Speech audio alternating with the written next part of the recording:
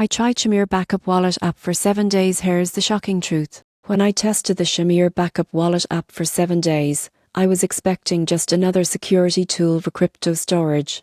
But the shocking truth is that Shamir Backup completely changes how you protect your crypto, making it almost impossible to lose access or get hacked. On day 1, setup introduced me to a concept most people overlook: distributed key security. Instead of storing one recovery phrase, Shamir Backup splits it into multiple unique shares. You can store these in different locations, and only a specific number of them are needed to restore your wallet. On day 2, I tested how it worked in practice. For example, you can create 5 recovery shares and set a threshold of 3. That means if you lose 2, you can still recover your entire wallet with the remaining 3. It's a smart, flexible approach that solves the biggest problem in crypto: single point failure. Midweek, I simulated potential loss scenarios. I deleted one backup and corrupted another, yet I was still able to fully recover my wallet in minutes. That's when I realized how revolutionary this system is compared to traditional seed phrases. By day 5, I started thinking about real-world use.